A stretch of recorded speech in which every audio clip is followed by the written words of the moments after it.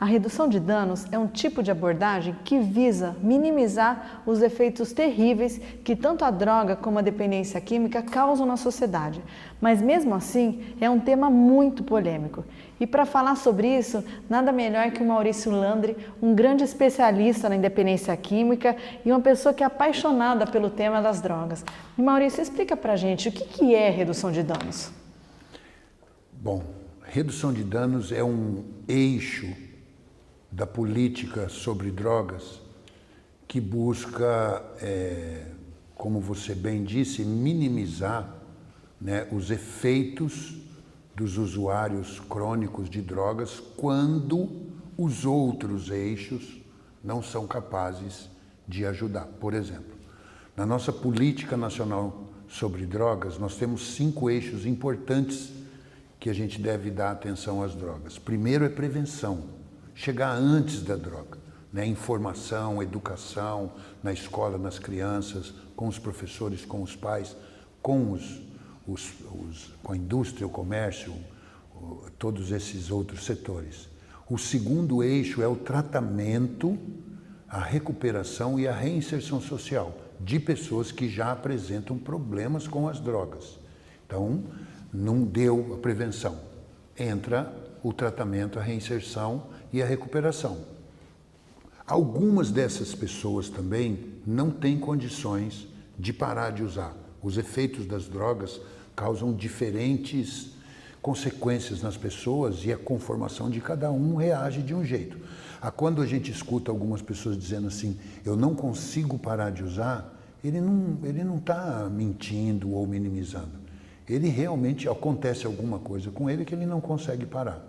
Para essas pessoas e para alguns outros problemas, a redução de danos vem como uma oportunidade para que o dano do uso da droga seja menor, reduzir danos.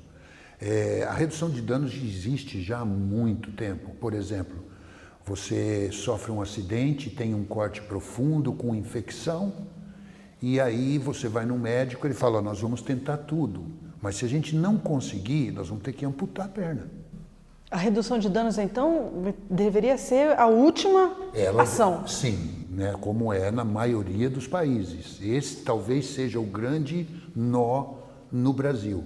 Além da redução de danos, tem a redução da oferta, aí entra a polícia, fronteira, taxas, impostos, né, todo esse aparato organizacional e legal para manter uma política saudável e pesquisa para você saber diagnosticar qual é o problema de determinada região. Por exemplo, a gente pega no Pará, entendeu?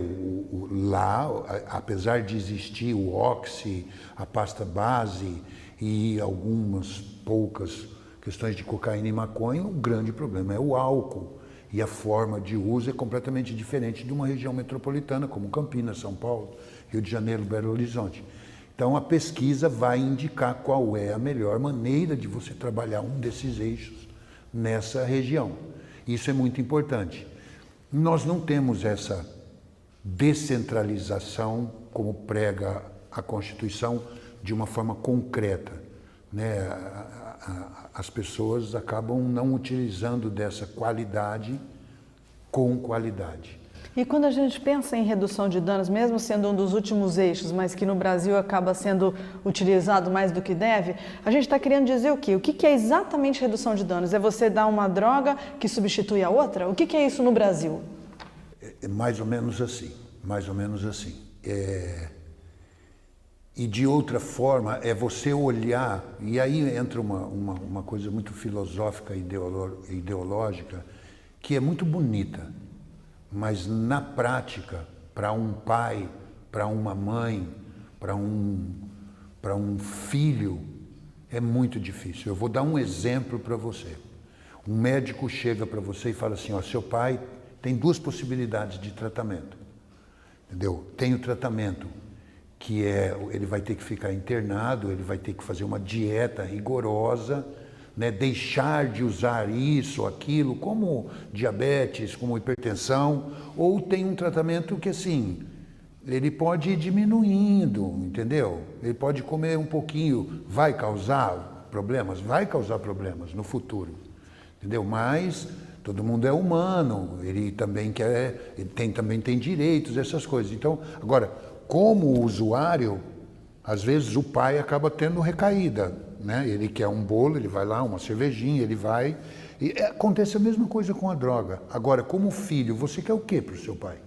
A recuperação. Total. Abstinência total, para ele viver muito mais tempo. Isso, no Brasil, hoje, por conta dessa política de redução de danos, está se transformando em utopia. As pessoas acreditam que é utopia uma pessoa não usar drogas. A pessoa tem o direito de fazer escolhas. Agora, quem entende dependência química sabe que uma parte do cérebro, a principal parte do cérebro, que é o sistema de recompensa, entendeu? Ele está totalmente desorganizado e estruturado para um consumo abusivo e crônico e compulsivo. O que você está querendo dizer, Maurício, é que as pessoas que estimulam a redução de danos, elas passaram a não acreditar mais no que o dependente químico pode ter a sobriedade? É isso? De uma certa forma, sim. De uma certa forma... O que não é verdade. O que não é verdade. O que não é verdade. Não é a maior porcentagem. Entendeu? Quando você luta pela abstinência total, não é a maior porcentagem das pessoas. Mas se você pegar dois números iguais de pessoas que usam a redução de danos como tratamento, que isso é um equívoco, porque é um eixo diferente redução de danos não é tratamento, e você pega pessoas que buscam a abstinência através de tratamento. Você vai perceber que as pessoas que buscam a abstinência através de tratamento têm muita recaída, mas a vida delas também melhora muito, e muitas conseguem ter abstinência, ou algumas. Do contrário, a redução de danos não. Eles não têm nenhuma mudança nessa questão, a maioria não para, não reduz, continua usando, cada vez mais dependente, muitas vezes do Estado, e quando o Estado não tem para dar, eles começam a dar problemas graves. Pega esse caso agora que aconteceu essa semana passada em São Paulo. Os usuários, entendeu? Arrancaram todas as torneiras, janela, tudo dos hotéis que o prefeito deu para eles dormirem lá, para usar drogas. Ou seja, não adianta, essas pessoas não têm o senso para se manterem em sobriedade, em equilíbrio. Elas precisam de ajuda. E a redução de danos não é para tratar. Não é para tratar, isso ficou muito claro. E em qual momento, Maurício, a gente pode avaliar se é bom ou ruim para o dependente químico? A gente sabe que é o último eixo, tudo tem que ser tentado. Mas em que momento a redução de danos pode, de alguma maneira, ajudar aquela pessoa que já tentou de tudo e não conseguiu?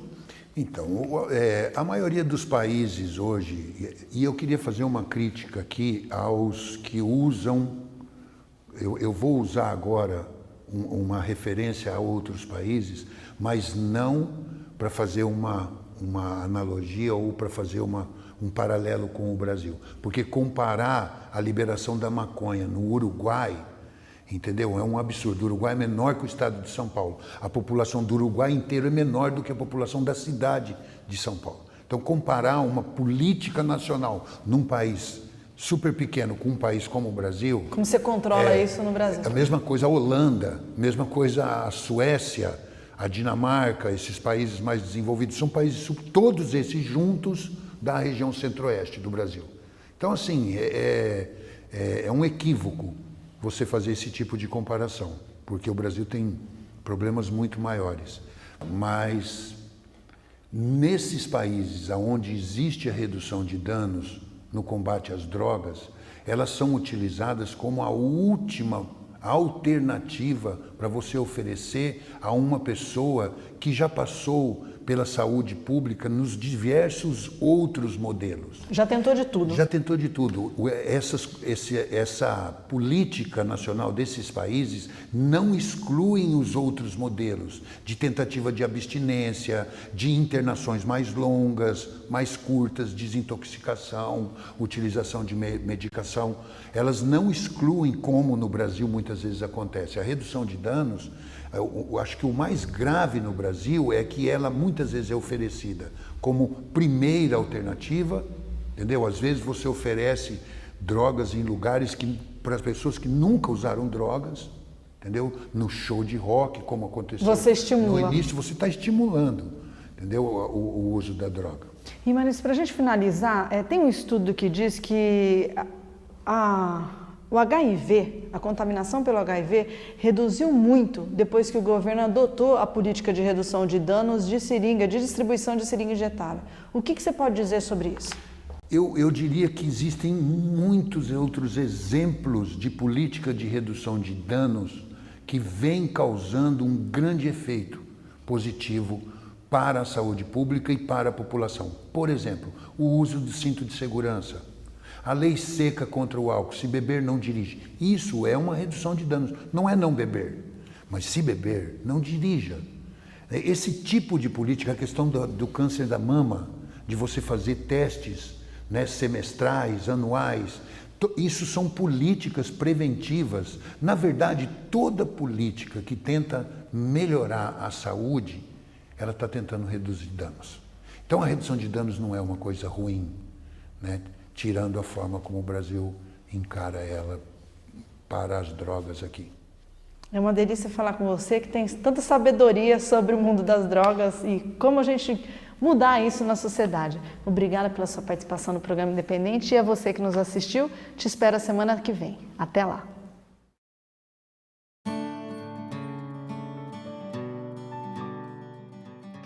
Minha história com as drogas começou por volta de 10 anos de idade, tendo o primeiro contato com as drogas lícitas, né, com bebida alcoólica, com cigarro. E como isso era um processo bem natural para minha família, outras drogas foram aparecendo, assim. Então, parece uma história pronta, mas foi realmente como aconteceu. Assim, eu passei a usar maconha com 13 anos, depois com 14 anos cocaína, com 15 anos crack. E eu permaneci no crack até os 23 anos. E na minha história, a dor, o isolamento, a solidão, assim, o processo que a droga foi tirando de mim, me afastando da minha família, do trabalho, das oportunidades de estudar, foi o que tornou mais marcante, o que fez crescer um vazio, uma solidão, a ponto de me despertar a vontade de pedir ajuda. Aí eu passei por uma comunidade terapêutica em 2009, hoje eu estou em abstinência há um pouco mais que 5 anos, estou recolocado no mercado, sou estudante de psicologia, tenho uma família, tenho uma esposa, tenho uma casa e para mim, assim, hoje eu tenho até uma gratidão por tudo que eu passei. E a minha mensagem, assim, sobre drogas é que as pessoas que estão usando drogas, elas podem encontrar uma nova maneira de viver, existe um caminho e por mais que vocês possam não acreditar, é possível parar de usar drogas e viver de uma maneira diferente.